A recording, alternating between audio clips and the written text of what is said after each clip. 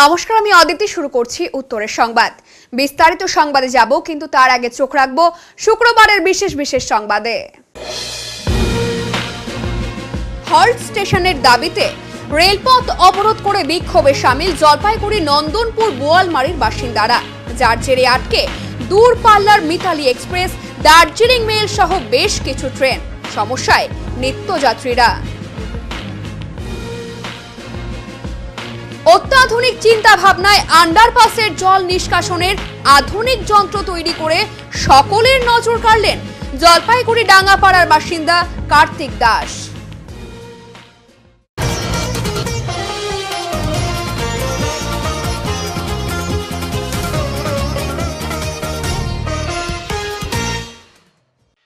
স্টপেজের দাবিতে রেল অবরোধ, দুর্ভোগে নিত্যযাত্রী, ছাত্রছাত্রী থেকে শুরু করে সাধারণ মানুষ। কনকনে শীতের সকালে স্টপেজের দাবিতে রেলপথ আটকে বিক্ষোভে সামিল গ্রামবাসীরা। শুক্রবার সকালে জলপাইগুড়ি সদর ব্লকের নন্দনপুর বোয়ালমারি হল্ট স্টেশনে শুরু হয় এই বিক্ষোভ, যার ফলে আটকে পড়ে হলদিবাড়ির নিউ জলপাইগুড়িগামী ডিএমইউ প্যাসেঞ্জার ট্রেন। খবর পেয়েই ঘটনাস্থলে পৌঁছে যায় রেলরক্ষী বাহিনী সহ রাজ্য পুলিশ। অপরদিকে এই রেল অবরোধের জেরে সাত সকালে চরম ভোগান্তির শিকার হতে হয় নিত্যযাত্রী থেকে কাঁচা শাকসবজির ব্যবসায়ীদের। উল্লেখ্য, ভারত বাংলাদেশ সীমান্ত শহর হলদিবাড়ি থেকে এটি দিনের প্রথম প্যাসেঞ্জার ট্রেন, যেটি নিউ জলপাইগুড়ি পর্যন্ত যাত্রা করে।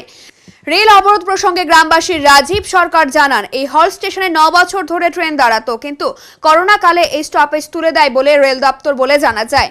আমরা ডিআরএম পর্যন্ত জানিয়েছি, কিন্তু কোনো সুরাহা হয়নি।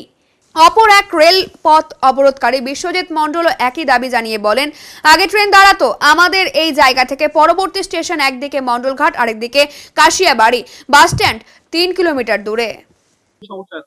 আমাদের 9 বছর আমাদের ট্রেন ট্রফিস দিয়েছে।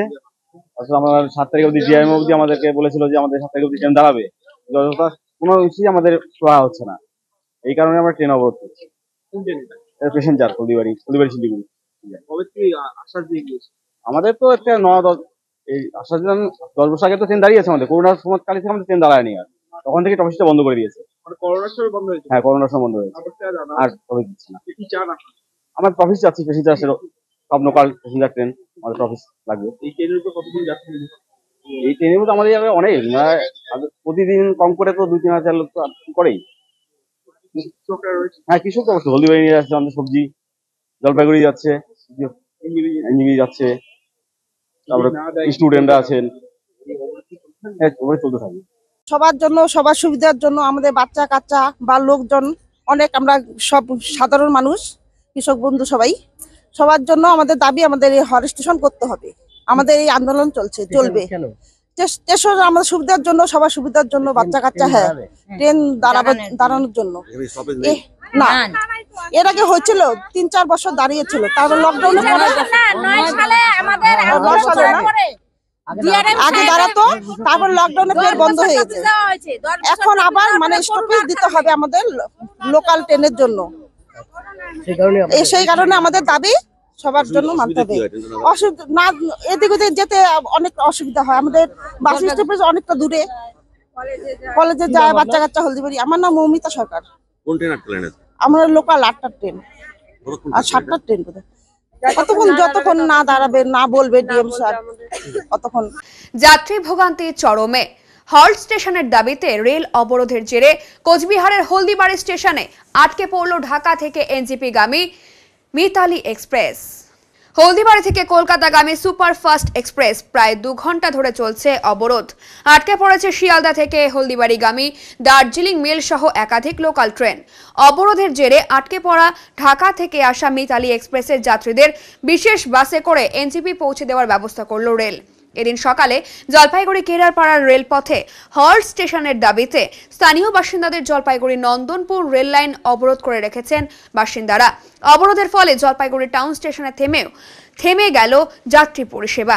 বেশ কয়েক ঘন্টা যাত্রীরা বসেই ছিলেন স্টেশনে। অবশেষে প্রায় 4.5 ঘন্টা রেল অবরোধ থাকার পর নির্দিষ্ট জায়গায় ট্রেনে তাদের গন্তব্য জায়গায় ফিরে আসে। রেল তো অবরোধ হয়ে আছে, এখনো ট্রেন আসেনি। কোথায় যাবেন? কতটা? আমার তো অফিস তো মেখলিগঞ্জে না, আমি এখান থেকে ট্রেন ধরে সকাল 10টার সময় ট্রেনটা ধরি, ধরে হলদিবাড়ি থেকে ওখান থেকে মেখলিগঞ্জ যাই, 11:30 মধ্যে পৌঁছে যাই। যদি তো যেতে পারছি না আজকে, এখন বসে আছি। অফিসে দেরি হয়েছে, অফিস থেকে ফোন করছিল একটু আগে, তো আজকে অফিস যাওয়া হবে না, ছুটি নিতে হবে একদিনের জন্য। যাওয়া হবে না আজকে অফিস? মনে হচ্ছে তাই। আপনি কোথায় যাবেন? আমি কলকাতায়, শ্রীরামপুর যাবো। ও কলকাতার। দার্জিলিং মেলও তো আসেনি? দার্জিলিং মেলও আসেনি নাকি? না, আমি রামপুরহাটে যাবো, সরি। তাহলে কি করবেন, যাবেন মনে হয়? দেখা যাক কি হয়, তারপরে। আগামী লোকসভাকে শান্তিপূর্ণ করতে জলপাইগুড়ি জেলার বিভিন্ন জায়গা পরিদর্শন জলপাইগুড়ি কোতোয়ালি থানার আইসি সঞ্জয় দত্তের। শুক্রবার দুপুর 2টা থেকে বিকেল 4টে পর্যন্ত দেখা গেল জলপাইগুড়ি শহর ও পার্শ্ববর্তী বিভিন্ন এলাকায় পরিদর্শনে গিয়ে সাধারণ মানুষের সঙ্গে কথা বলছেন আইসি। বিগত নির্বাচনগুলিতে কোন কোন জায়গায় সমস্যা হয়েছে তারও খোঁজ নেন আইসি। যদিও লোকসভা নির্বাচনে দিনক্ষণ ঘোষণা হয়নি, তবুও পুলিশ প্রশাসন থেকে আগাম বিভিন্ন কর্মসূচি নিচ্ছে লোকসভা নির্বাচনের প্রস্তুতি হিসেবে। যেমন ভোটের কাজের জন্য গাড়ি প্রয়োজন হয়, কোতোয়ালি থানার পক্ষ থেকে বিভিন্ন গাড়িকে সিজ করে নিতে দেখা যাচ্ছে। সেই জন্য আমরা এই এলাকায় কত বছর ধরে আছেন? আমাদের দোকান হয়ে গেছে আপনার 78 ইয়ার্স। কোনো ইনসিডেন্ট কোনোদিন হয়েছে? এখনো অবধি তো সেরকম কোনো কিছু হয়নি। আপনাদের ভোটের সময় পোলিং স্টেশন কোথায় থাকে? এখানেই থাকি লোকালে। লাস্ট লোকসভা ইলেকশনে ভোট দিয়েছিলেন, কোনটা বুথ ছিল আপনার? স্যার হচ্ছে ইস্যুটা ছিল হচ্ছে যে আপনার কদমতলা গার্লস। ভোট দিতে কোনো অসুবিধা হয়েছিল? মানে ভোট দিতে পারেননি এরকম কি হয়েছে? আপনার ভোট গিয়ে দেখেছেন যে অন্য লোকে দিয়ে দিয়েছে? না, এই এলাকায় সেরকম দেখা যায়। আমি আপনার ক্ষেত্রে বলছি, অন্যেরটা আপনাকে বলতে হবে। আপনার নিজের ক্ষেত্রে বলছি হয়নি। যে গিয়ে দেখেছেন আপনার ভোট হয়ে গেছে, এরকম তো হয়নি? না, হয়নি। Thank you. কারা এসেছিল, কি বললো, কি জিজ্ঞাসাবাদ করলো? পুলিশ তো আসলো, জিজ্ঞাসা করলো যে কোনো কিছু ইনসিডেন্ট হয়েছে কি হয়নি এখনো অবধি, কত বছরের দোকান, এগুলো জিজ্ঞাসা করলো। ভোটে কি জিজ্ঞাসা করলো? ভোট নিয়ে কি জিজ্ঞাসা করলো?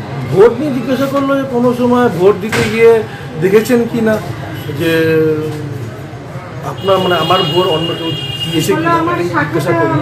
যেটা আমি পাইনি, সেরকম কোনো অসুবিধা হয়নি, হ্যাঁ বললাম। তো পুলিশের এই ভূমিকাটা কি মনে হচ্ছে?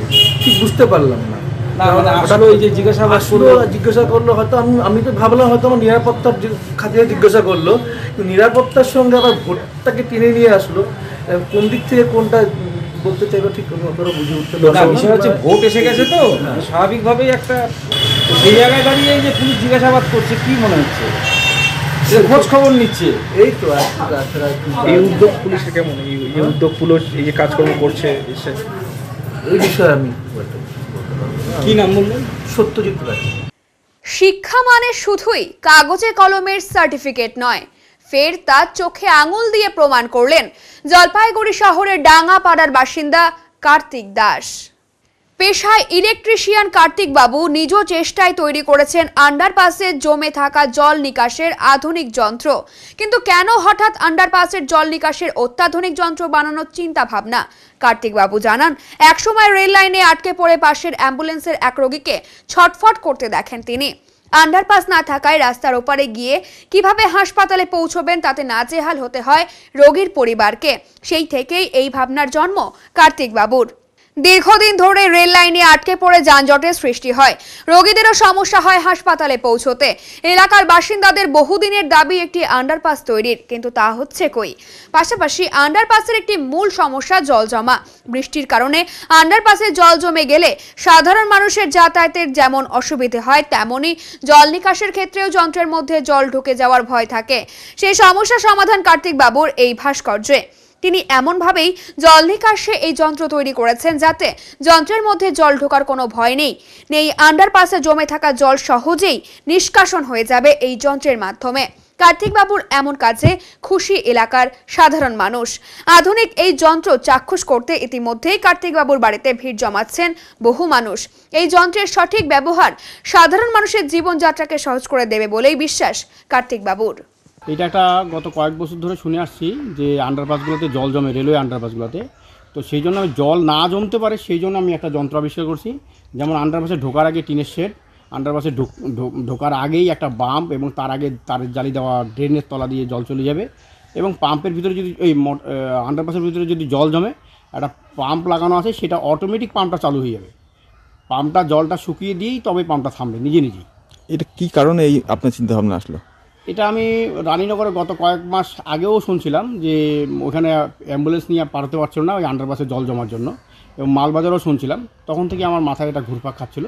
তারপর আমি এটার চিন্তা করে বের করেছি, যদিও এগুলো জিনিস কিন্তু আবিষ্কার অনেক আগেই, কিন্তু কেন এগুলো দেয় বানায় না আমি সেটা বুঝতে পারছি না। রেলের সাথে বা কোনো কি কথা হয়েছে যে এই ধরনের কোনো বিষয়, যে আপনার মডেলটা যাতে অন্য কাজে লাগে? এখনও কোনো কিছু আলোচনা করি নাই, তবে আমরা রেলের কাছে নাগরিক মঞ্চের তরফ থেকে আমরা আরইউবির ডিমান্ড করেছিলাম যে রেল লাইনগুলো সবগুলো উঁচু দিয়ে নিয়ে গিয়ে নিচ দিয়ে যথারীতি রাস্তা যেরকম রাখা হয় সেরকম করা হোক, আর যেখানে উঁচু করা সম্ভব নয় সেখানে এই টাইপের জিনিস লাগানো। এটাকে কি বলে? এটাকে বলে আন্ডারপাস। যদি মানে যেটা আর কি ধনুকের মতন গর্ত করে নিয়ে যাওয়া হয় সেটাকে আন্ডারপাসই বলে। তো যেহেতু গর্ত করা হয় সেখানে জল জমার একটা সম্ভাবনা থাকে এবং বৃষ্টির জল উপর দিয়ে ঢোকে, তো সেখানে বৃষ্টির জল যদি না ঢুকতে পারে সেই জন্য এই টিনের শেড, এবং আন্ডারপাসের ভিতরে যদি জল জমে যায় রাস্তা দিয়ে গড়িয়ে এসে, সেই জন্য রাস্তার ঢোকার মানে আন্ডারপাসে ঢোকার আগে একটা বাম্প থাকবে, তার আগে একটা ড্রেন থাকবে। কি চিন্তা ভাবনা করছেন এগুলো তৈরি করে? এরপর এগুলো হলে আমাদের একদম আন্ডারপাসে জল জমা একদম মুক্ত হয়ে যাবে। রেল যদি এটা যদি নেয়, ভালো মনে নেয় আর কি, বা রেল এসে যদি দেখে যে এই ব্যাপারটা হতে পারে, আপনি কি জানাবেন? যাই, হ্যাঁ অবশ্যই আমরা জানাবো। আপনার নাম আর পরিচয়? কার্তিক চন্দ্র দাস, বাড়ি কোথায়? ডাঙ্গাপাড়া। বিএসএফ এর তরফে একাধিক কর্মসূচি গ্রহণ করা হলো সাধারণ মানুষের জন্য। 195 নম্বর ব্যাটালিয়নের পক্ষ থেকে ছাত্রছাত্রীদের জন্য কম্পিউটার প্রশিক্ষণ কেন্দ্র খোলা হলো। এর পাশাপাশি এদিন রক্তদান শিবির এবং স্বাস্থ্য পরীক্ষার ক্যাম্পও করা হয়। জলপাইগুড়ি সদর ব্লকের গড়ালবাড়ির হরিনগর এলাকায় করা হয় ক্যাম্পটি। পরিষেবা পেয়ে সাধারণ মানুষও ধন্যবাদ জানিয়েছেন বিএসএফ কে। ফ্রি চিকিৎসা হচ্ছে বিএসএফ এর তরফ থেকে। আমাদের যে বিএসএফ ক্যাম্প আছে সেইখান থেকে এটা ব্যবস্থা করা হয়েছে। কি এখানটায় করতেছে একটু যদি বলেন? এখানে ডাক্তারবাবু আসছে, ওনাদের ডাক্তারবাবু বড় বড় ডাক্তারবাবুরা আসছে, আর এখানে ওষুধপত্র বিনা পয়সায় দিচ্ছে। তাতে কীরকম লাগছে? আমাদের তো খুব ভালো লাগছে এরকম পরিষেবা পাওয়ার জন্য, তাতে আমরা খুব খুশি। भारत सरकार के अंतर्गत सीमा सुरक्षा बल प्रतिवर्ष एक प्रोग्राम करती है जिसका नाम है सिविक एक्शन प्रोग्राम। हम सिविलियंस के लिए वो चीज़ें करते हैं एरिया में जिससे हमारे बॉर्डर एरिया के सिविलियंस भी किसी भी चीज़ में दूसरे लोगों से पीछे ना रहें। इस क्रम में इस बार इस कंप्यूटर सेंटर का में कंप्यूटर्स को लगाया गया है ताकि यहाँ का जो यूथ है वो कंप्यूटर की बेसिक एजुकेशन सीख कर एडवांस कोर्सेज कर और अच्छे से अच्छे जॉब अपॉर्चुनिटी या अपनी स्किल डेवलपमेंट कर सकें। इसके अलावा अभी हम मेडिकल कैंप और सिविक एक्शन प्रोग्राम के अंदर दूसरे जो महत्वपूर्ण चीज़ें हैं, चाहे वो पानी में सुधार है, चाहे वो आरओ वाटर है, चाहे वो स्कूलों को अन्य सामग्री देना है, लाइब्रेरी के अपग्रेडेशन है, वो भी इसमें किए जाएंगे। धन्यवाद। বাঁধ দখল করে বসতি গজিয়েছিল আগেই, এবার দেখা গেল ডাম্পারের চলাচলের সুবিধার জন্য বাঁধ কেটে রাস্তা তৈরি করতে। বাঁধের ওপর এভাবেই দিনের পর দিন জবরদখলকারী এবং ওভারলোডের ডাম্পার চলাচলের দৌরাত্ম্য চললেও সম্পূর্ণ উদাসীন সংশ্লিষ্ট কর্তৃপক্ষ। মালব্লকের ওদলাবাড়ির বুক চিরে যাওয়া 17 নম্বর জাতীয় সড়কের আন্দাঝোড়া সেতু থেকে গাজলডোবা তিস্তা ব্যারেজ সেতু পর্যন্ত দীর্ঘ বাঁধ জুড়ে এমন দৃশ্যে হতবাক স্থানীয়রা। বস্তুত তিস্তা ও ঘিস নদীর ভাঙনের হাত থেকে ওদলাবাড়ি এবং গাজলডোবাকে রক্ষা করার জন্য কয়েক দশক আগে বিশাল এই বাঁধ নির্মাণ করেছিলেন সেচ দপ্তরের তিস্তা ব্যারেজ ডিভিশন। 6 থেকে 7 বছর আগে কয়েক কোটি টাকা খরচ করে বেহাল বাঁধটির আমূল সংস্কারও করেছিল তারা। ওখানেই শেষ। তারপর থেকে বাঁধের গোড়ায় একটি দুটি করে রীতিমতো বসতি, একাধিক গ্যারেজ গজিয়ে উঠলেও কোনো রকম হেলদোল নেই প্রশাসনের।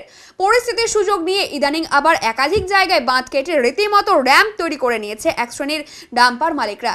জাতীয় সড়কের আন্দাঝোড়া সেতু থেকে বাঁধ ধরে কয়েকশো মিটার এগোতেই এই দৃশ্য দেখে চক্ষু চড়ক গাছ হওয়ার জোগাড়। পুলিশ এবং লোকচক্ষুর আড়ালে ঘিস নদী থেকে বালি পাথর পাচারের উদ্দেশ্যে বিকল্প এই পথ তৈরি করে নিয়েছে এক শ্রেণীর ডাম্পার এবং ট্রাক্টর মালিক। নিয়ম নীতির তোয়াক্কা না করে একই চিত্র দেখা গিয়েছে গুরুত্বপূর্ণ আফলাক্স বাঁধের একটি জায়গায়। বিষয়টি নিয়ে উদ্বিগ্ন বাঁধের ধারের বাসিন্দারা। ওদলাবাড়ি গ্রাম পঞ্চায়েতে সুভাষপল্লী, রায়পাড়া, খোঁচা বস্তি, সুলতান মোহাম্মদ, রেজিনা বিবি, মহেশ রায় প্রমুখ বাসিন্দা বলেন, এভাবে চলতে থাকলে আগামী দিনে এই বাঁধের অস্তিত্ব বিপন্ন হয়ে পড়বে। ভরা বর্ষায় ফুলে ফেপে ওঠা তিস্তা ও ঘিস নদীর জল যে কোনো মুহূর্তে গতিপথ পরিবর্তন করে গ্রামে ঢুকে যেতে পারে। তেমন হলে পরিস্থিতি যে ভয়াবহ আকার ধারণ করবে তা বলাই বাহুল্য। রাস্তাটা এইভাবে হয়ে গেছে। কতদিন ধরে এটা? এটা মোটামুটি তোমার 3 মাস হয়ে গেল। 3 মাস হয়ে গেল। ঠিক করে না? ঠিক কেউ করে না, কেউ মিশালিও দেয় না, কিছু দেয় না। কত গাড়ি চলে এর উপর দিয়ে? অনেক গাড়ি যায় রাত্রেবেলায়, লোড গাড়ি যায়। কোথা থেকে উঠায় আপনার? সব এই যে নদীর থেকে। নামে কোথা দিয়ে? এদিক দিয়ে নামে, এদিক দিয়ে উঠে। রাস্তা বানাইছে? কোনোদিন বানায়নি রাস্তা। না এই যে বাঁধের উপর দিয়ে আসতেছে, এটা কারা বানাইছে? এটা বানায়নি ওরা, ডাম্পার ট্রাক্টরগুলো, গ্রামের ট্রাক্টরগুলো যে আছে ওরাই বানায়। ওরাই চলে সবসময়, জন্য ওরাই বানায়, ডাম্পারগুলো মাল দেয় না। তো ক্ষতি হচ্ছে না বাচ্চার? ক্ষতি তো পুরো ভেঙে অনেক জায়গায় শেষ হয়ে গেছে। যদি কোনো সময় ভারী বর্ষা আসে তখন কি হবে? তখন তো ভেঙে যাবে, আগেও তো ওরকম পুরো গাড্ডা। তো তোমাদের এই গ্রামটা তো ডুবে যাবে। সব ডুবে যাবে। কোন গ্রাম এটা? সুভাষপল্লী, টাউনশিপ, খোঁচাবস্তি সব ডুবে যাবে। রায়পাড়া সব ডুবে যাবে। তো কেউ পুলিশ কিছু বলে না এখান থেকে গাড়ি নামে? পুলিশ কি বলবে, পুলিশ তো আসে খালি ওদেরকে কুদায় ভাগা যায়, ট্রেক্টর, জিসিবি, চালনি, দুনিয়া পড়ে। দেখো না নদীটাকে শেষ করে দিচ্ছে। দেখে তো মনে হচ্ছে নদীর মধ্যে ভূমিকম্প হয়েছে। ভূমিকম্প তো জায়গায় 10 ফুট 15 ফুটের গাড্ডা আছে নদীতে, জিসিবি দিয়ে চালনি করে। পুলিশ দেখে তাও কিছু বলে না। একটু আগে তো পুলিশের গাড়ি আসছিল। পুরা গাড়ি এমনি আসে, পুলিশ তো কত জিসিবি চালনি বলে ওদেরকে ধরতেছে, আবার ছাইড়ে দিচ্ছে। ছেড়ে দিচ্ছে না? এরকম তো পুলিশ যদি এরকম করতে দেয়, এরকম থোড়ে করতে পারতো এগুলা। কোন নদী এটা? ঢিস নদী। তোমার নাম? সুলতান। সুলতান কি? এমডি সুলতান। এখন রাস্তাটা তো খুবই খারাপ। হ্যাঁ, দেখা যাচ্ছে ভাঙা গেছে। ছোট আসে না, বাজার থেকে একটু আসবে, এইটুকুই আসতে চায় না। এই যে দুই জায়গা দেখে ভাঙা হয়ে গেছে। হ্যাঁ, অনেক তো ভাঙা। এখান দিয়ে কি বাইক টাইক নামে? হ্যাঁ, বাইক টাইক নামে। গাড়ি টলি নামে। নামে। রাস্তা তো রিক্সি। তো বাঁধটা খারাপ হয়ে যাচ্ছে না? হ্যাঁ, খারাপ তো। আপনি কি চাচ্ছেন? ভালো। কি বাঁধটা হোক? বাঁধটা হোক ভালো। কবে থেকে এরকম ভাঙা? অনেক দিন থেকেই না ভাঙা। আপনাদের বাড়ি কোথায়? এইখানেই তো। তো বর্ষার সময় যদি জল আসে? জল আসলে তো সবারই না সমস্যা। এটা কত অবধি খারাপ আছে বাঁধটা? ওই যে কাঁঠালতলা থেকে, মানে সে পুলটা, ওই যে ব্রিজটার ওইখান থেকে এইখানটা তো পুরাই। আপনার নাম? আয়শা বেগম। দিনরাত বাঁধের ওপর দিয়ে ভারী ডাম্পার চললেও কোনো নজরদারি নেই বলে বাঁধের ধারে বসবাসকারী সাধারণ মানুষ জানিয়েছে। বিষয়টি নিয়ে ওদলাবাড়ি তিস্তা ব্যারেজ ডিভিশনের নির্বাহী বাস্তুকার সুনীল কুমার ঠাকুরের সঙ্গে টেলিফোনে যোগাযোগ করা হলে তিনি বলেন, সংবাদ মাধ্যমের সঙ্গে আমাদের কথা বলায় নিষেধাজ্ঞা রয়েছে। এ ব্যাপারে এলাকার মন্ত্রী বুলুচিক বড়াইক বলেন, আপনার কাছ থেকে এই কথা জানতে পারলাম। এ ব্যাপারে বাঁধের দায়িত্বে যারা আছেন তাদের সাথে কথা বলে ব্যবস্থা নেওয়া হবে। বাঁধের ব্যাপারে যেটা আপনি নিশ্চয়ই জানেন, তো গত বছর আপনারা জানেন যে তো এইখান থেকে জল ছাড়ার জন্য তিস্তাতে জল বেড়ে গেছিলো, যার ফলে কিন্তু অনেক ক্ষতি হয়েছে, অনেক বাঁধ ভেঙেছে, অনেক লোকও মারা গেছে, অনেক বাঁধও ভাঙছে, অনেক ঘরবাড়ি চলে গেছে। এটাও একটা কারণ আছে। আর নিশ্চয়ই যেটা আপনারা বলছেন যে এইখানে যে গাড়িগুলো চলে, তো নিশ্চয়ই আমরা সেটা দেখব, যাতে আমরাও তো নিশ্চয়ই আমাদের এর একটা বিভাগও আছে, তাহলে এটা নিশ্চয়ই আমরা সেই বিভাগকে আমরা জানাবো, যাতে এরকম যদি ঘটনা থাকে তাহলে নিশ্চয়ই আগামী দিন যাতে ওইখানে একটা বিশেষভাবে নজর রাখার জন্য যাতে এরকম ঘটনা না ঘটে। এখনই নিচ্ছি ছোট্ট একটি বিরতি, ফিরে আসছি আরো খবর নিয়ে, সঙ্গে থাকুন। সব সময় সব দিকের সব খবর পেতে সাবস্ক্রাইব করুন, বেল আইকনটি প্রেস করে আপডেট থাকুন।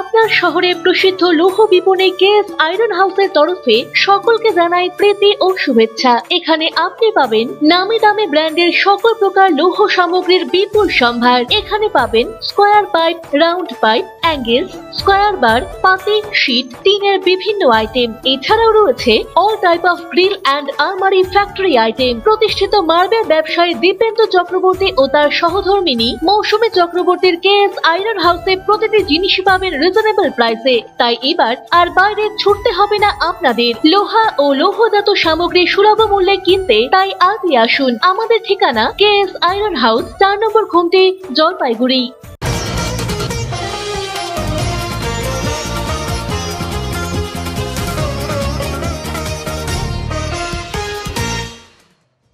জলপাইগুড়ি এবং কোচবিহারের মেখলিগঞ্জে প্রজেক্ট চা বাগানে শ্রমিকদের বেতন বৃদ্ধি হলো শুক্রবারের বৈঠকের পর। এদিন শহরের চা নিলাম কেন্দ্রে চা বাগানের মালিকপক্ষ, নিলাম কেন্দ্রের প্রতিনিধি এবং বিভিন্ন শ্রমিক সংগঠনের সঙ্গে ত্রিপাক্ষিক বৈঠক হয়। বৈঠক শেষে জানানো হয়েছে 2024 সাল পর্যন্ত 19 টাকা এবং 2025 সালে আরও 8 টাকা মজুরি বাড়ানোর সিদ্ধান্ত গ্রহণ করা হয়েছে। উল্লেখ্য, জলপাইগুড়ি জেলা জুড়ে প্রায় 2 শতাধিক প্রজেক্ট চা বাগানে রয়েছে। সব চা বাগানের শ্রমিক সংখ্যা প্রায় 20,000। গত কয়েক বছর থেকে প্রজেক্ট চা বাগানে শ্রমিকদের মজুরি বাড়ানো হচ্ছে না বলে দাবি। এর আগে একাধিকবার বৈঠক হলেও শ্রমিকদের মজুরি বৃদ্ধি নিয়ে কোনো সিদ্ধান্ত কার্যকর হয়নি বলে সূত্রের খবর। এদিন 13তম বৈঠকের পর শ্রমিকদের মজুরি বৃদ্ধি করা হয়। বর্তমানে শ্রমিকদের মজুরি 193 টাকা। 1 এপ্রিল 2023 থেকে মজুরি বৃদ্ধি করা হলো 10 টাকা এবং 2024 সালের 1 এপ্রিল থেকে আরো 9 টাকা বৃদ্ধি হবে। এছাড়া 2025 সালের 1 এপ্রিল থেকে আরো 8 টাকা মজুরি বৃদ্ধি হবে। মজুরি মোট 193 টাকা থেকে বেড়ে হতে চলেছে 220 টাকা। যদিও এদিনের বৈঠকের পর সিপিএম এর চা বাগান মজদুর ইউনিয়ন এই সিদ্ধান্তের বিরোধিতা করে। ইউনিয়নের জেলা সম্পাদক জিয়াউল আলম বলেন, কম মজুরি দিয়ে এতদিন শ্রমিকদের কাজ করানো হয়েছে। যত পরিমাণ মজুরি বাড়ার কথা সেই পরিমাণ মজুরি বাড়ানো হয়নি। শ্রমিকদের মজুরি নিয়ে বৈষম্য করা হচ্ছে, শ্রমিকদের প্রতি অন্যায় করা হচ্ছে। আজকে কি হলো জানি না, কারণ ওটা হইচই করে একটা চিৎকার চেঁচামেচি করে কেউ কেউ সই করেছে। আপনারা কি সই করেছেন? না না, এহেন শ্রমিকদের পয়সা মেরে দেওয়ার মতো কোনো এগ্রিমেন্টে চা বাগান মজদুর ইউনিয়ন কেন, আরও বেশ কিছু ইউনিয়ন তারা কখনোই সঙ্গে থাকে না, এটাতে তো থাকবেই না। ফলে আমরা যেটা চাইছি সেটা হচ্ছে গিয়ে এই রাজ্যেই একই ধরনের কাজে একই মজুরি ছিল, এই নতুন বাগানগুলোতেও একই মজুরি ছিল, সেইটা ধীরে ধীরে ব্যাপক পরিমাণে ফারাক হয়ে গেল। যেখানে রাজ্য সরকার চেষ্টা করছে, কলকাতা হাইকোর্ট পশ্চিমবঙ্গ সরকারকে বলছে দ্রুত ন্যূনতম মজুরি চালু করো, এক দেশ এক প্রান্তে থাকবে হচ্ছে 450 টাকা মজুরি, আর এক প্রান্তে ইন্টারিম হিসাবে 250 টাকা মজুরি, সেটাকে রাজ্য সরকার শোধরানোর চেষ্টা করছে। আর সেখানে এই কিছু মালিক এই ধরনের একটা রাজ্যের চা শিল্পে বিশৃঙ্খলা করে শ্রমিকদেরকে তাদের প্রাপ্য মেরে দেওয়া, এটা সই করতে পারবে না। অনেকেই করেনি, চা বাগান মজদুর ইউনিয়নও করেনি। ফলে শ্রমিক কর্মচারীদের কাছে আবেদন, সকলে ঐক্যবদ্ধ হবেন, সঠিক সময়ে সঠিকভাবে যাতে মালিকদের এই অন্যায় এবং কিছু স্বার্থান্বেষী ব্যক্তির এই ধরনের অন্যায় সেটাকে বন্ধ করতে পারা যায়। আইএনটিটিউসির জেলা সভাপতি তপন দে বলেন, শ্রমিকদের মজুরি বৃদ্ধি হলো, এখন থেকে শ্রমিকরা বেশি বেশি টাকা মজুরি পাবেন।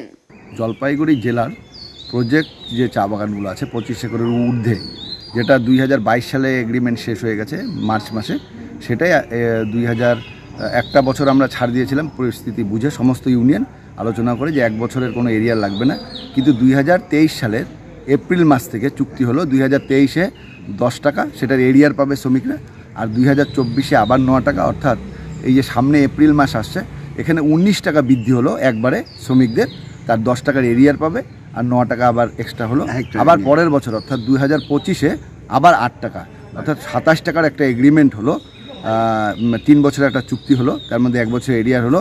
দীর্ঘ সময় আজকে নিয়ে 13 নম্বর মিটিং, দীর্ঘ সময় ধরে মালিকরা 5 টাকা 3 টাকা বা 60 টাকার একটা প্রপোজাল রেখেছিলেন। 13 নম্বর মিটিংয়ে আজকে ফয়সলা হলো, কারণ সামনে যেটুকু হোক পাতার মরশুম, 2টা বছর খুব খারাপ গেছে। চা বাগানের চা শিল্পের আমরা পরিস্থিতি বুঝে, এলাকার অর্থনীতি বুঝে এবং মালিকদের আবেদন নিবেদন সবটা বুঝে নিয়ে আমরা একটা 27 টাকার এগ্রিমেন্ট করলাম। হ্যাঁ, এবং সামনে সাব স্টাফদেরও আপনার এগ্রিমেন্ট হবে, পাশাপাশি ইএলপি মানে যেটা এক্সট্রা লিভ করলে ওটা নিয়েও হবে, এবং আমাদের যারা কি বলে গাছের যে গাছ কাটা বা শীতকালীন যে কাজ সেটা নিয়েও আর একটা এগ্রিমেন্ট হবে। তো আমরা মালিক পক্ষকে ধন্যবাদ জানাই যে এরকম পরিস্থিতির মধ্যে ওনারা যে আজকে 27 টাকার একটা এগ্রিমেন্ট করলেন 3 বছর, এবং আমাদের সাথে যে সমস্ত ইউনিয়ন সহযোগিতা করলেন তাদেরকেও আমরা ধন্যবাদ জানাই, এবং আইটিপিএকেও আমরা ধন্যবাদ জানাই যে দেরিতে হলেও শ্রমিকরা কিছুটা হলেও উপকার পাবে এই এগ্রিমেন্টের ফলে। আইটিপি এর অ্যাডভাইজার অমিতাংশু চক্রবর্তী বলেন, প্রজেক্ট চা বাগানের শ্রমিকদের মজুরি বৃদ্ধি করা হয়। কয়েক দফায় নির্দিষ্ট সময়ের মধ্যে মজুরি প্রদান করবে মালিক পক্ষ বলে সিদ্ধান্ত হয়েছে। আমাদের Indian T planters association small and new tea garden forum অর্থাৎ ছোট প্রজেক্ট বাগান যেগুলো আছে তাদের একটা ওয়েজ বৃদ্ধি করবার জন্য আজকের মিটিংটা ছিল। কি হলো এখানে সর্বজনস্বীকৃতভাবে সেভাবে সমস্ত অপারেটিং ট্রেড ইউনিয়ন ছিলেন, তাদের সাথে আলোচনা করে ম্যানেজমেন্ট একটা জায়গায় পৌঁছলেন। সেটা হচ্ছে 1/4/2023 থেকে 193 এক্সিস্টিং প্লাস 10 টাকা এবং 1/4/2024 থেকে আবার 9 টাকা, আবার 1/4/2025 থেকে আবার 8 টাকা, এই রেটে এটা বৃদ্ধি হলো। আর এই বৃদ্ধিজনিত কারণে যে এরিয়ার পোর্শনটা তৈরি হলো সেই এরিয়ার পোর্শনটা 2024 সালের মধ্যে 3টে ডেটে ইকুয়াল ইনস্টলমেন্ট পেমেন্ট করা হবে। আর তার সাথে এটাও অ্যাপিল রাখা হলো বা এটাও মেনে নেওয়া হলো, দুই পক্ষই মেনে নিলেন যে ওয়ার্কাররা যেন খুব সিনসিয়ারলি 8 ঘন্টা করে দুবেলা কাজ করেন। দুটি সংগঠনকে আমি অনুপস্থিত দেখলাম, অনুপস্থিত আলোচনায় তারা ছিলেন, কিন্তু তাদের কোনো কারণে তারা সেখানে এগ্রিমেন্টে সিগনেচার করতে পারেননি বা করেননি। ছিল 193 টাকা, সেটা 2023 থেকে আরও 10 টাকা বাড়লো, অর্থাৎ 203 টাকা হলো। আর 1/4/2024 থেকে সেটা আরও 9 টাকা বাড়লো, তাহলে 203 + 9 212 টাকা হলো। আবার 1/4/2025 থেকে এই 212 + 8 220 গিয়ে দাঁড়াচ্ছে। সমস্যা সমাধান জনসংযোগ শিবিরে বিনামূল্যে সামাজিক সুরক্ষা প্রকল্পে দুর্ঘটনায় মৃত এক ব্যক্তির নমিনির হাতে 2 লক্ষ টাকার চেক তুলে দেওয়া হলো শ্রম দপ্তরের পক্ষ থেকে। রাজ্য সরকারের দুয়ারে সরকার প্রকল্পের সাফল্যের পরে যারা এখনো সরকারি পরিষেবা থেকে বঞ্চিত সেই সকল জনগণদের পরিষেবা দেওয়ার জন্য শুরু হয়েছে সমস্যা সমাধান জনসংযোগ কর্মসূচি। সেই মতো জলপাইগুড়ি জেলার প্রতিটি বুথে সমস্যা সমাধান জনসংযোগ শিবির অনুষ্ঠিত হচ্ছে। জলপাইগুড়ি জেলার 1925টি বুথে 5000টি সমস্যা সমাধান জনসংযোগ শিবির অনুষ্ঠিত হচ্ছে বলে জেলা প্রশাসন সূত্রে জানা গেছে। আর সেই মতো আজকে জলপাইগুড়ি জেলার মালবাজার মহকুমার নাগরাকাটা ব্লকের ভগতপুর চা বাগানে মাল মহকুমা শাসক শুভম কুণ্ডল, জেলা জয়েন্ট লেবার কমিশনার শুভাগত গুপ্ত এবং assistant labour commissioner Malbazar Pranab Kumar Das সহ স্থানীয় প্রশাসন শিবিরে উপস্থিত থেকে মানুষের সাথে কথা বলে। এছাড়াও মাল আঞ্চলিক শ্রম দপ্তরের উদ্যোগে বিনামূল্যে সামাজিক সুরক্ষা যোজনায় নথিভুক্ত এক শ্রমিকের মৃত্যুতে পরিবারের নমিনির হাতে 2 লাখ টাকার চেক তুলে দেওয়া হয়। আজ নাগরাকাটা ব্লকে জনসংযোগ সমস্যা সমাধান জনসংযোগের ক্যাম্প ছিল। সেই ক্যাম্পে উপস্থিত ছিলেন মাননীয় মহকুমা শাসক মালবাজার, বিডিও সাহেব ছিলেন নাগরাকাটার। এছাড়াও আমাদের শ্রম দপ্তরের পক্ষ থেকে জয়েন্ট লেবার কমিশনার জলপাইগুড়ি ছিলেন, আমি ছিলাম, ইন্সপেক্টর সাহেব ছিলেন এবং এসএলওরাও ছিলেন।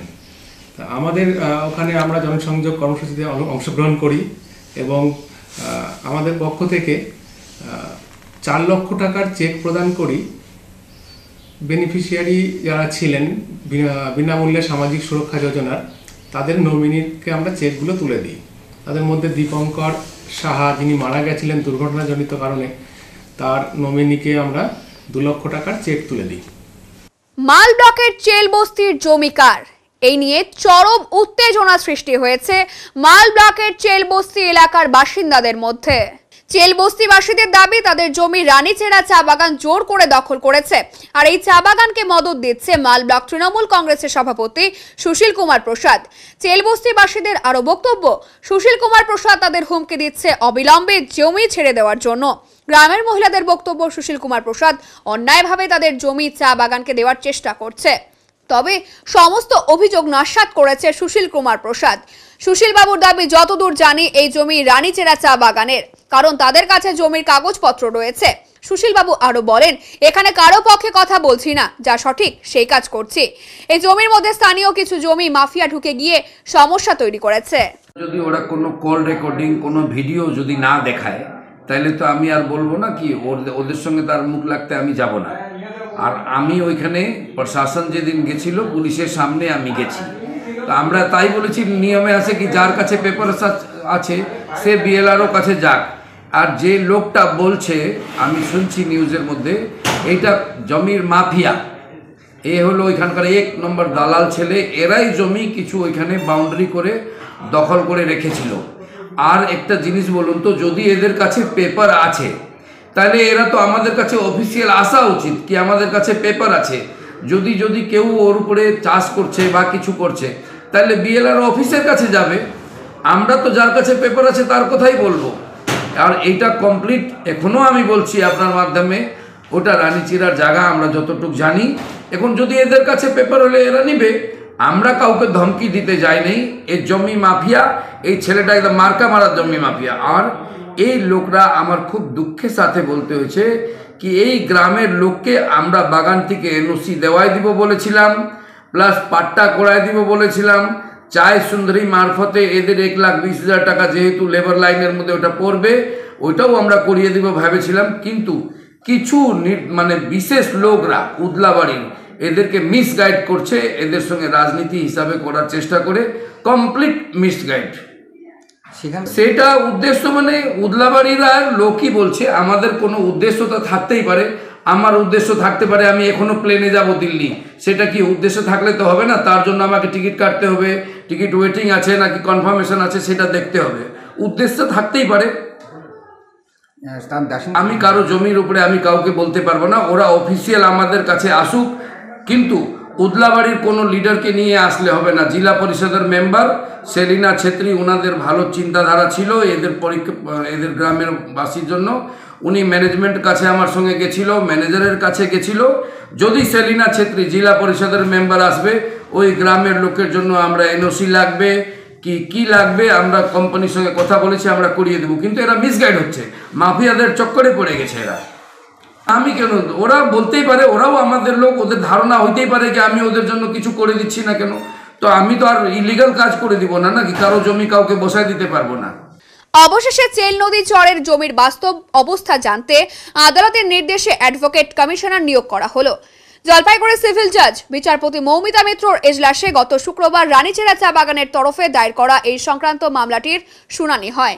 শুনানি শেষে আদালতের পর্যবেক্ষণ, যে জমি নিয়ে বিতর্কের সূত্রপাত, বাস্তবে তার বর্তমান পরিস্থিতি সরে জমিনে দেখা জরুরি। এই পরিপ্রেক্ষিতে বিচারপতি মৌমিতা মিত্রর নির্দেশে সুকান্ত সরকারকে অ্যাডভোকেট কমিশনার হিসেবে নিয়োগ করা হয়েছে। কমিশনারের নির্ধারিত ফি আদালতে জমা হওয়ার পর তিনি উভয় পক্ষকে নোটিশ পাঠিয়ে চেল নদী চরের জমির প্রকৃত অবস্থা খতিয়ে দেখতে সরেজমিনে আসবেন।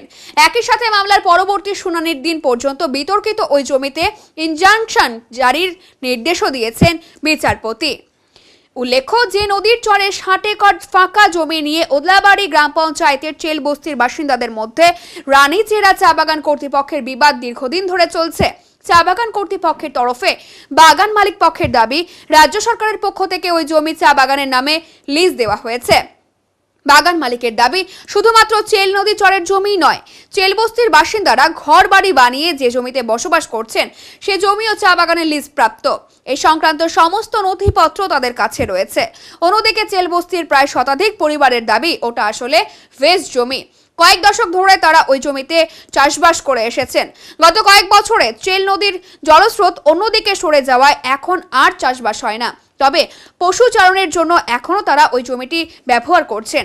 কিছুতেই তারা ওই জমির অধিকার হাতছাড়া হতে দেবেন না বলে আন্দোলনকারীরা জানিয়েছে। नदी का जो मुद्दा है हम लोग का ज़मीन का, ये मुद्दा उस दिन बगान का तरफ से होके हम लोग ने बब्बा प्रसाद जो ब्लॉक प्रेसिडेंट है अभी हमारा फिलहाल, ये हम लोग का एरिया का माल ब्लॉक का, तो उसको तो हम लोग ग्रामवासी ने नहीं बुलाया था। तो देखे बीच में वो बगान से होके, बगान ने शायद बुलाया होगा, वो आके हम लोग का या फील्ड में आके, और बगान का जो मैनेजर है, मैनेजर ने बोल रहा है कि तुम लोग को हम ये बस्ती सब उठा देंगे। बब्बा प्रसाद का सामने बोला, लेकिन बब्बा प्रसाद ने गांव का तरफ से, पब्लिक का तरफ से कुछ बात नहीं किया, वो बगान का तरफ से सपोर्ट कर रहा है। ये कहना है हमारा, बब्बा प्रसाद हम लोग का जनता का नेता है या बगान का नेता है, कंपनी का, ये ऑप्शन है, ये हम लोग का न्याय होना चाहिए। हम लोग का जमीन वो लोग लूट रहा है, बबुआ प्रसाद उस लोग को साथ दे रहा है। तो साथ देने का मतलब क्या है? उसका जो जेब भर दिया होगा, इसीलिए वो साथ दे रहा होगा। যে জমি নিয়ে যে ঝামেলাটা চলতেছে, এই ঝামেলাটা আমাদেরকে এই ববুয়া প্রসাদ এসে আমাদেরকে এখানে পুরা ধমকি টমকি দিয়ে গেছে, থানা পুলিশ টুলিশ নিয়ে এসে এইটার জন্য আমরা একটা গ্রামের মধ্যে আমাদের যা জমিনের আমরা জমিনটা আমাদের মোটামুটি 50-70-80 বছর ধরে আমরা বাপ দাদু এইখানে বসবাস করে খাইতো, এখানে এই জমিনটা বাগানের তরফ থেকে উঠে নিয়ে মানে আমাদের গ্রামের লোককে উঠে নিয়ে যাচ্ছে। গ্রামের লোককে ধমকি দিচ্ছে বারবার যে গ্রাম খালি করে দিব, এইভাবে আমাদেরকে বারবার ধমকি দিচ্ছে ববুয়া প্রসাদ। এবার কি করতে চান? এইবার আমরা চাই যে ন্যায় বিচার হোক, আমাদের জমি যেটুকু যার যতটুকু দখলে আছে ওইটা আমরা নিজের দখলে রাখবো। আমরা আরো কি আন্দোলনে নামবেন? হ্যাঁ, আমরা নামতে পারি। আমাদের আবার যদি এরকম কেতাল করে তাহলে আবার রোড ব্লক করতে আমরা রাজি আছি। আপনার নাম? আমার নাম মজার আলী। हम लोग यहाँ पे 70-80 साल से यहाँ पे हम लोग रहते आ रहे हैं। हमारे पीढ़ी दर पीढ़ी जो हमारे बुजुर्ग लोग थे इतने सालों से यहाँ पे खेती करते आ रहे हैं। आज ये टी गार्डन आके हमारे सारे यहाँ पे टी गार्डन ये लोग लगा रहे हैं। हम लोग का जो भी शमशान घाट थे वो सब बंद कर दिए, बच्चों को खेलने की जगह था और जो गाय वस्तु जो भी था हम लोग चराने की जगह वो सब वो लोग हड़प लिए। और जो बबुआ प्रसाद है ना, वो बबुआ प्रसाद आके ना यहाँ पे हम लोग को वो टी गार्डन के तरफ से लड़ रहे, हम लोग को यहाँ से भगाने की कोशिश कर रहे। बबुआ प्रसाद जो है डरा रहे, हम लोग को पैसा खा के हम लोग को गरीबों को यहाँ से भगाने की कोशिश कर रहे। बबुआ प्रसाद जो है, बबुआ प्रसाद क्या नाम है उसका? बबुआ प्रसाद जो है उसने और धमकी दे रहे हम लोग को, धमकी दे रहे कि तुम लोगों को यहाँ से बस्ती खाली कर देंगे, डरा रहे। कौन बोल रहा है? बबुआ प्रसाद जो है, एक जो क्या नेता है यहाँ का नेता है जो भी है, वो रामडीम का नेता है, वो ब्लॉक प्रेसिडेंट है, कहते हैं वो प्रेसिडेंट है। हम तो वो कुछ नहीं जानते, मतलब है वो जो भी है। आप लोग अभी क्या चाह रहे हैं? हम लोग ये चाह रहे हैं कि हम लोग को न्याय मिले, हम लोग को अपना जमीन चाहिए, क्योंकि हमारे 70-80 साल से हमारे जो मेहनत करके आ रहे हैं, खून पसीना एक करके जो आज जमीन सींचे हुए है, उस जमीन को वो लोग टी गार्डन लगा रहे हैं वहाँ पे। तो हम लोग चाहते हैं कि बस वो लोग हमें खाली कर दे हमारे वो जगह, बस वो पैसे देके खरीद रहा है सबको। मेरा नाम गंगा विश्वकर्मा। তবে এই জমি নিয়ে গ্রামবাসীরা সবথেকে বেশি ক্ষিপ্ত তৃণমূলের ব্লক সভাপতি সুশীল কুমার প্রসাদের ওপর। গ্রামের মানুষ বলছেন সুশীল কুমার প্রসাদ কেন নাক গলাচ্ছেন এই জমির ওপর, পাশাপাশি গ্রামের মানুষের হুমকি দিচ্ছেন এই সুশীল প্রসাদ। দাবি গ্রামবাসীদের। এদিন ব্লক সভাপতির বিরুদ্ধে মুর্দাবাদ স্লোগানও দেন স্থানীয়রা। জলপাইগুড়ি পুরসভার উদ্যোগে আরো বেশ কিছু রাস্তার নামকরণ হতে চলেছে। ইতিমধ্যে ইস্ট বেঙ্গল সরণি নামে রাস্তার উদ্বোধন করেছে পুরসভা। আগামী 11 ফেব্রুয়ারি আনুষ্ঠানিকভাবে গৌরীয় মঠ এলাকা থেকে পঞ্চানন সড়ক ভবন পর্যন্ত রাস্তাটির নামকরণ হতে চলেছে মোহনবাগান অ্যাভিনিউ। এই বিষয়ে পুরসভার চেয়ারপারসন পাপিয়া পাল বলেন, আগামীতে শহরের বিশিষ্ট জনেদের নামেও রাস্তার নামকরণ হতে চলেছে। ডক্টর অনুপম সেন সরণি এবং কৃষ্ণ কুমার কল্যাণী সরণি করারও পরিকল্পনা রয়েছে পুরসভার বলে জানান তিনি। দেখুন, সেদিনই আমরা মঞ্চে ঘোষণা করেছিলাম আমরা ইস্ট বেঙ্গল সরণি নামে যে রাস্তাটি উদ্বোধন করলাম, পরবর্তীকালে আমরা মোহনবাগান সরণি আমরা উদ্বোধন করব এবং আগামী 11 তারিখ সেই মোহনবাগান সরণি আমাদের উদ্বোধনের দিন স্থির হয়েছে।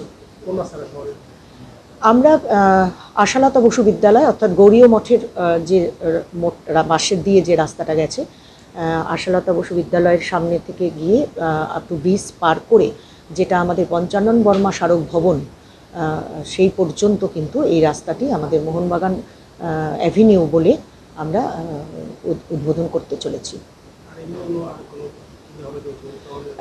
আমরা বলেছিলাম, এর আগেও বলেছিলাম যে শহরের আমাদের বিশিষ্ট যারা সমাজসেবী ছিলেন এবং যারা অত্যন্ত ভালো মানুষ ছিলেন এবং মানুষের জন্য কিছু করবার চেষ্টা যারা করে গেছেন নিঃস্বার্থভাবে, এরকম কিছু ভালো মানুষ জলপাইগুড়ি শহরের, তাদের নামকরণের দিকেও আমরা নিশ্চয়ই তাদের প্রতি আমাদের শ্রদ্ধার্ঘ্য নিবেদন করব।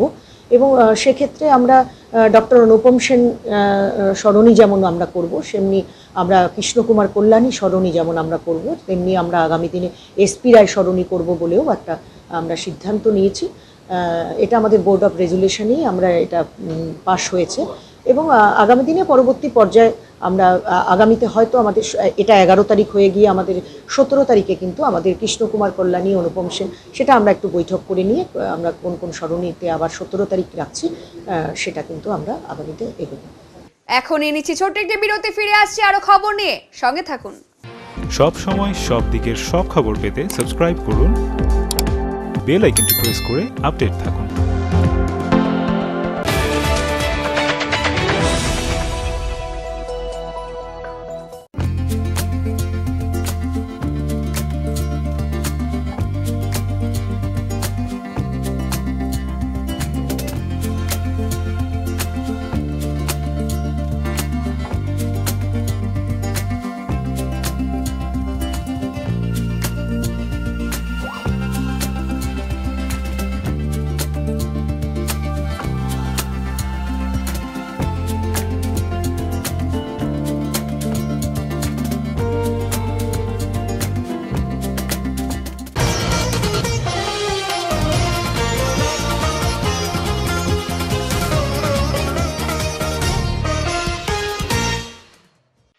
নিখিলবঙ্গ শিক্ষক সমিতির প্রতিষ্ঠা দিবস উপলক্ষে জলপাইগুড়ির জেলা দপ্তরে একটি অনুষ্ঠানের মধ্য দিয়ে প্রতিষ্ঠা দিবস পালন করা হয়। এদিন শহীদ বেদিতে মাল্যদানের মধ্য দিয়ে প্রতিষ্ঠা দিবস উপলক্ষে অনুষ্ঠানের সূচনা হয়। এদিনের প্রতিষ্ঠা দিবসে উপস্থিত ছিলেন নিখিলবঙ্গ প্রাথমিক শিক্ষক সমিতির সদস্যরা। এছাড়াও এদিন প্রতিষ্ঠা দিবস উপলক্ষে শিক্ষকদের বিভিন্ন দাবি দেওয়া তুলে ধরেন নিখিলবঙ্গ প্রাথমিক শিক্ষক সমিতির সদস্যরা। এছাড়াও দ্রুত বকেয়া ডিএ প্রদানের দাবি করেন তারা। এই গোটা বছর ধরে 90 বছরের বিভিন্ন কর্মসূচি যা পালন হবে তা নিয়ে চর্চা হলো। আজকে কলকাতাতে সংগঠনের কর্মসূচি হয়েছে আচার্য প্রফুল্লচন্দ্র রায়ের মূর্তি উন্মোচনের মধ্য দিয়ে। আগামীকাল শিলিগুড়িতে আমাদের দ্বিতীয় ক্যাম্প অফিসের উদ্বোধন হবে এবং বিদ্যাসাগরের মূর্তির উন্মোচন হবে।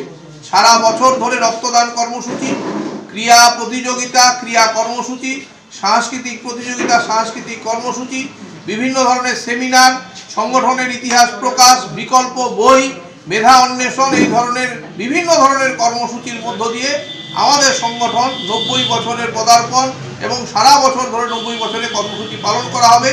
আজকে তার শুভ সূচনা হলো। আজকে 9 তারিখ সংগঠনের প্রতিষ্ঠা দিবসে পতাকা উত্তোলনের মধ্য দিয়ে আমাদের জেলা দপ্তরে। আর তার সাথে সাথে আজকে আমাদের সমস্ত সার্কেলে, জেলার 18টি সার্কেলেই পতাকা উত্তোলন হয়েছে এবং সংগঠনের ইতিহাস নিয়ে চর্চা হয়েছে এবং আগামী কর্মসূচির কথা সেখানে বিস্তারিতভাবে আলোচনা হয়েছে। এখন আবহাওয়ার খবর।